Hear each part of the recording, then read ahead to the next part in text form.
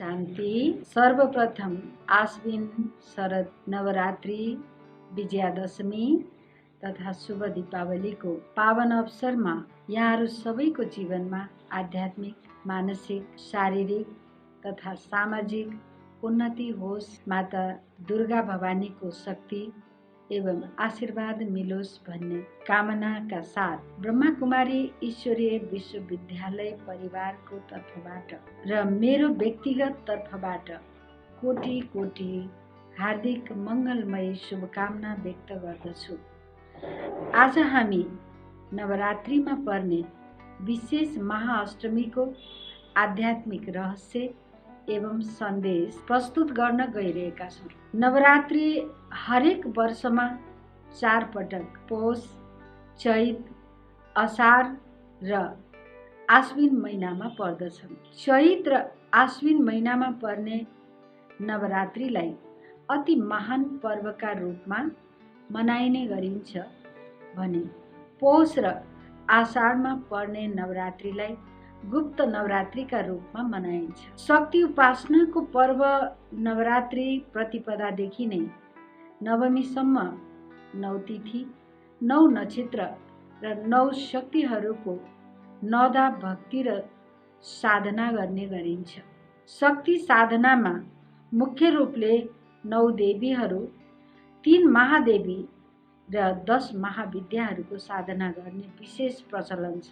पौराणिक प्रसङ्गमा उल्लेख गरिए अनुसार नवरात्रिको 8औं दिनलाई महाअष्टमीका रूपमा मनाइन्छ भने माता दुर्गाको 8औं शक्तिका रूपमा महागौरीको पूजा अनुष्ठान गर्ने विधान छ। महागौरीका बारेमा पुराणमा कथा छ कि देवी सतीले पार्वती रूपमा शिवलाई पतिको रूपमा प्राप्त गर्नका लागि कठोर तपस्या गर्नुभएको थियो।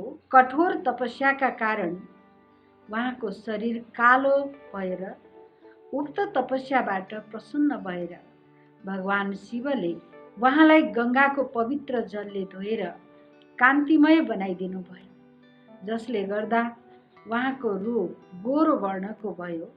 अत उहाँलाई महागौरी भनिन थालियो। उहाँका समस्त वस्त्र तथा आभूषणहरू पनि श्वेत छन् र 4वटा भुजाहरू छन् र उहाँको वाहन श्वेत वर्णको वृषभ देखाइन्छ। दाहिने तर्फको एउटा हात अभय मुद्रामा छ भने अर्को हातमा त्रिशूल छ र बायाँतिरको एउटा हातमा डमरू छ भने अर्को हात वरद मुद्रामा छ। यस दिन मातालाई रातो गुलाब र मुङको हलुवा, नारियलको भोग लगाइन्छ। वर्तमान समाजमा यस कथाको आध्यात्मिक रहस्य एवं सन्देशलाई स्पष्ट पार्नु अति नै आवश्यकता देखिएकोले नै आज हामी यस कहानीको आध्यात्मिक अर्थ के हो भन्ने कुरालाई स्पष्ट पार्ने प्रयास गरिरहेका छौँ। सृष्टिको अन्तिम बेला अथवा कल्पान्तको समयमा जब धर्मको अति ग्लानि हुन्छ, अधर्मको व्यापकता चारैतिर छाएको हुन्छ, सोही समयमा परमात्मा शिव यस भूलोकमा अवतरित भएर यस आर्यव्रतका वरद पुत्री अर्थात् दिव्य कुमारीहरूलाई ज्ञान र योगको कलश दिएर शक्ति सम्पन्न बनाएर विश्व परिवर्तनको कार्य गराउनुहुन्छ। कथामा भनिएको छ माता पार्वतीले यस्तो घोर तपस्या घनघोर जङ्गलमा गर्नुभएको थियो। वास्तवमा यस कुराको तात्पर्य वर्तमान कलियुगी समाजको विषमताको प्रतीक हो। खाना पानी त्यागेर श्वासलाई रोकेर तप साधना गर्नुको भावार्थ हो विद्यमान चुनौती, विषम परिस्थिति र समस्याहरूसँग लड्दै सतत आफ्नो पुरुषार्थलाई अगाडि बढाउनु हो। पौराणिक सन्दर्भका अनुसार माता पार्वतीको शरीर असह्य पीडाका कारण कालो भइसकेको थियो। तब परमात्मा शिवले माता पार्वतीको उद्धार गर्नुभयो र पवित्र गङ्गा जलले धोएर उहाँको सम्पूर्ण देहलाई गौर वर्ण प्रदान गर्नुभएको हुनाले नै उहाँलाई महागौरी भनिएको हो। यसको तात्पर्य कलियुगमा अनेकौं विकार एवं विषमता रूपी मैलाले मलिन तन र मनलाई परमात्माको ज्ञान रूपी गंगा जलले पखाल्नु भनेको हो। यहाँ ज्ञानलाई गंगाको उपमा दिएको छ, अर्थात् परमात्माले जुन राजयोगको शिक्षा दिनुभयो, जसको प्रभावले उहाँको तन मनको क्लेश र मलिनता पखालिएर कञ्चन काया प्रदान गरेको हो भन्ने बुझाउँछ। उहाँको मन्त्रमा पनि एकातिर शिवे शब्द आउँछ भने अर्कोतिर नारायणी शब्द पनि आउँछ। जस्तै सर्वमङ्गल माङ्गल्ये शिवे सर्वार्थ साधिके शरणे त्र्यम्बके गौरी नारायणी नमस्तुते। यस मन्त्रले यो कुरा स्पष्ट गर्दछ कि सृष्टिको यस सन्धिकालमा अर्थात् पुरुषोत्तम सङ्गम युगमा उहाँले जुन पुरुषार्थद्वारा परमात्मालाई पति परमेश्वरको रूपमा वर्ण गरेर परमात्माबाट जुन सर्वसिद्धि शक्ति एवं सर्व महाविद्याहरू प्राप्त गर्नुभएको थियो, तिनै प्राप्तिहरूलाई प्रतीकात्मक रूपमा उहाँका चार भुजामा चार अलङ्कारहरू देखाइएका छन्। अभय हस्तमुद्रा सर्व बाधाहरूमाथि विजयको प्रतीक हो भने त्रिशूल र डमरूले शक्ति र सिद्धिलाई सङ्केत गर्दछन् र वरद हस्तमुद्राले करुणा, ममता, दया र दानको भावलाई बुझाउँदछन्। उहाँको वृषभ सवारी देखाउनुको भावार्थ हो कि मानवमा व्याप्त पशुत्व र हिंसाको शमन गर्नु, दमन गर्नु वा बसमा राख्नु भनेको हो। नवरात्रि अन्तर्गत यस महाअष्टमीका दिन विशेष गरी नेपालमा पञ्चबली दिने प्रथा छ र यस दिन प्रत्येक घरमा माता नवदुर्गाको पूजा गर्दा कुमारीहरूको पूजन गरेर त्यसपछि पञ्चबली दिने प्रथा छ। वास्तवमा यसको भावार्थ सम्धारण गरेर मानवताको मूल्यको रक्षार्थ आफ्नो जीवनको बलिदान गर्नु।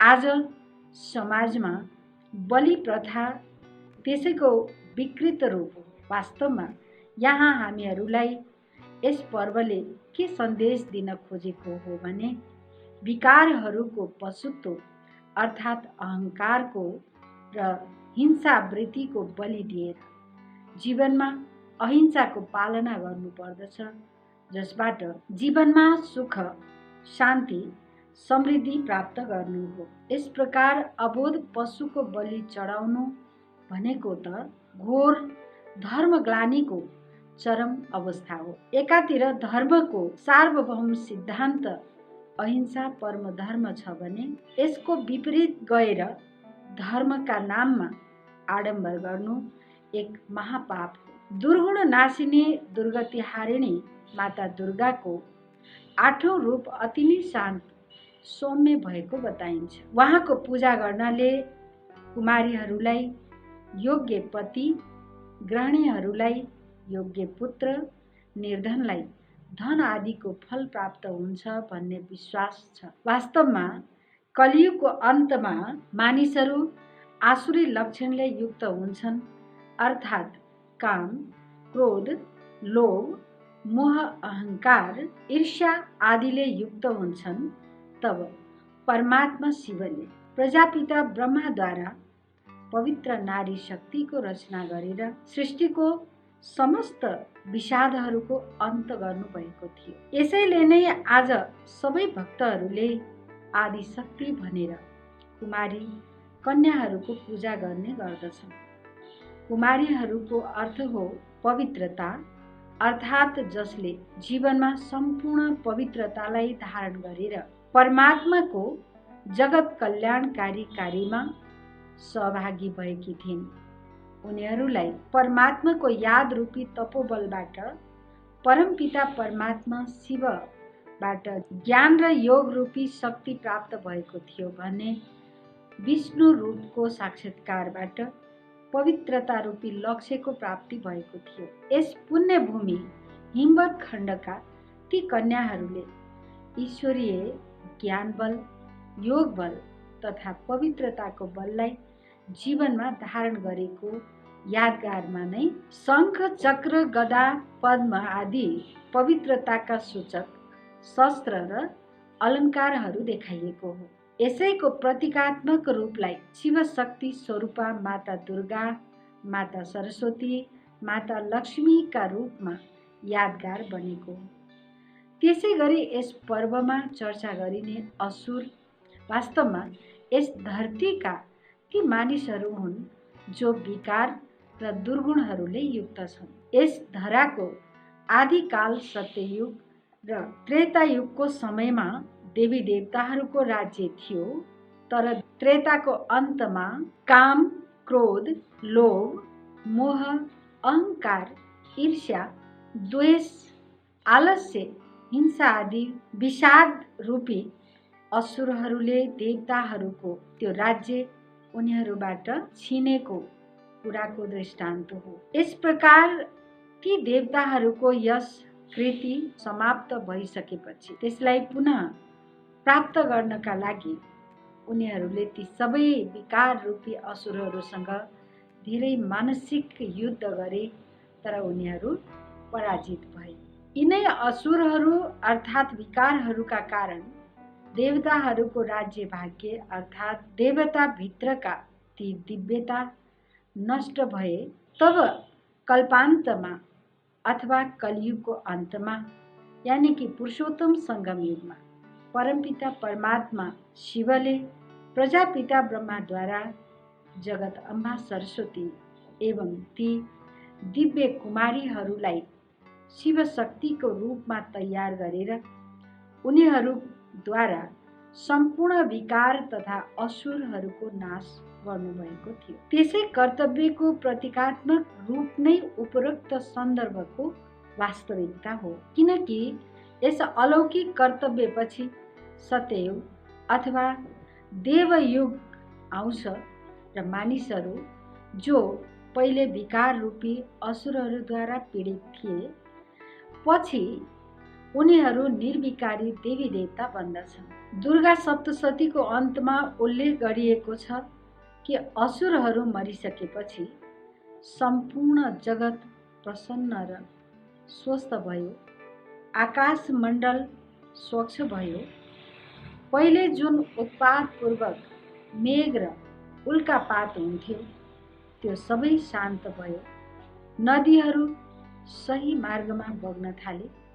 यसबाट के स्पष्ट हुन्छ भने हामीले जुन असुर संहारको कहानी सुनेका थियौँ, वास्तवमा न त असुर नै हुन सक्छन् न उनीहरूको संहार नै हुन सक्छ। यसको प्रथम प्रसङ्गमा यो कल्पको अन्तको वृत्तान्त हो भनेर लेखिएको छ। यस कथाको उपसंहारमा हामी के भन्न सक्छौँ भने नवरात्रि पर्व र यस अन्तर्गतको महाअष्टमीमा पुजिने महागौरीको शास्त्रीय व्याख्याले हामी भित्र विद्यमान दुर्गुण दुराचारलाई समूल नष्ट गर्न शिव भगवानबाट शक्ति धारण गरेर शिव शक्ति स्वरूपा बनेर नव विश्व निर्माणको भगवानको महायोजनामा सहयोगी बन्न प्रेरित गर्दछ। यसरी यहाँहरूलाई पनि यस पर्वले भगवान शिवसँग सर्वसम्बन्ध स्थापित गरी निरन्तर उहाँको सानिध्यमा रहने पुरुषार्थ गर्ने प्रेरणा प्राप्त होस् भन्ने शुभेच्छा व्यक्त गर्दै पुनः नवरात्रि अन्तर्गतको महाअष्टमीको हार्दिक मङ्गलमय शुभकामना व्यक्त गर्दछु।